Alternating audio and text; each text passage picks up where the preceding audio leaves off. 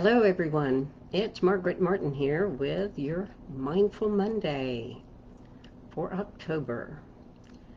We're going to be a little more serious this month in our Mindful Mondays. October is Domestic Violence Awareness Month, and for quite a few years I've been volunteering at our local, here in Clearwater, our local domestic violence outreach center, and working on the advisory board or advisory committee, which is the fundraising arm for the Haven of RCS. I've also volunteered for 5 years as a facilitator of a weekly group of survivors. So during that time, I've learned a lot. And so I'm going to share with you some of the many faces that domestic violence has.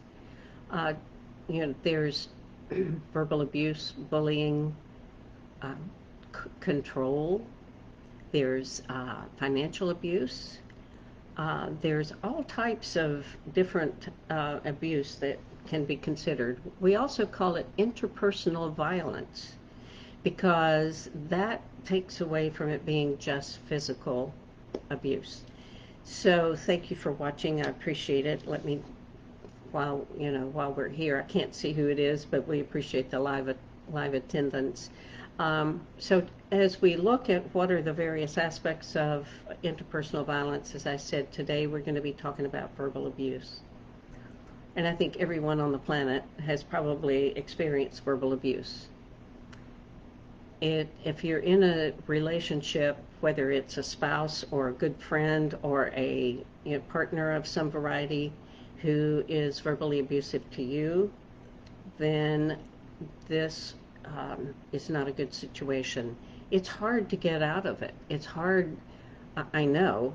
I was in one for a while, for many years. And so what you don't realize is it starts out and you don't really notice it when they undermine you with comments or say, well, I want you to do this, but if you're too busy, I can always ask somebody else. And so you go the extra mile and add one more thing to the list of things that you have to do. Or people are just outright verbally abusive, and certainly in social media, for goodness sakes, right now it is totally out of control. And so that's one of the reasons why I'm wanting to bring people's attention. Verbal abuse is considered domestic violence.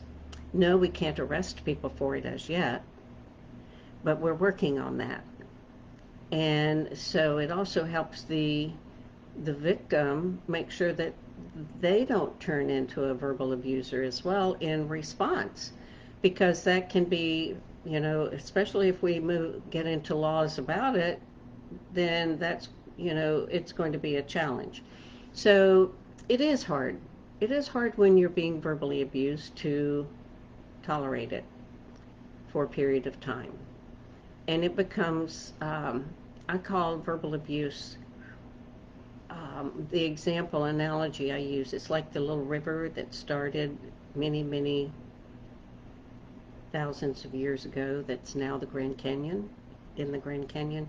If you see and you look at all the lines within the canyon, that's the erosion and the colors. That's what it does to your self-esteem. Verbal abuse, bullying, erodes your self-esteem. We've got to stop it. It can then lead to the physical acts of violence. But it's so important to be aware of it. If you're involved with it, get some help. There are domestic violence centers all over the country and the world. Sometimes it's harder to find them in some areas. There's just a lot going on, so there are groups that can help.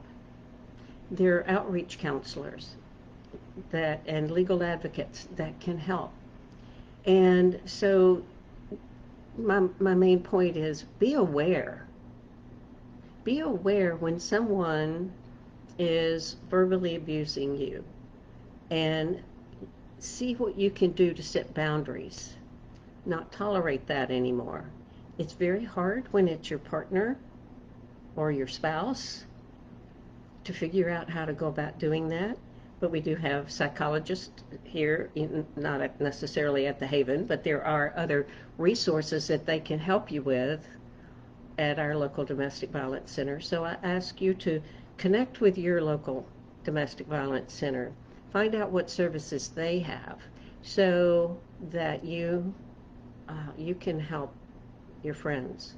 One of the things we do know, I mean, I've got lots of statistics that I can share, sadly, but we do know that 1 in 5 women are abused every day, 1 in 7 men. 1 in 3 women will be assaulted sometime during their lifetime. It may be a one-time event, or it could be, unfortunately, they're, children that people that sexually assault children, or physically assault them. So there are a lot of resources out there. Someone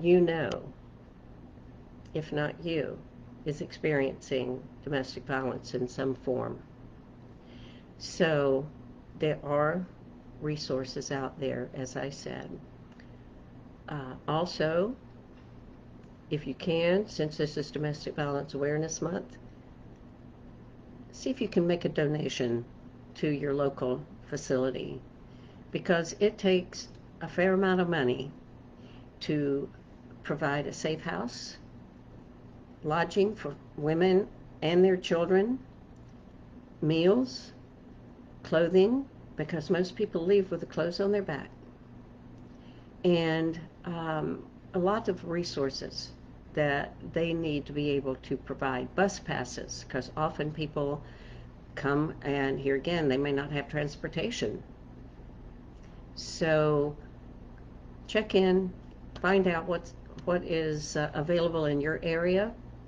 I'm also going to put a link into my page for our Faces of Domestic Violence event that we are hosting this month. It's a video that one of our survivors, now thriving, it tells her story. So hopefully you can be more informed and help others. So thank you for watching today. I greatly appreciate it, and see how you can be of help, whether it's volunteering, whether it's donating clothing, other items that they need. You can always check.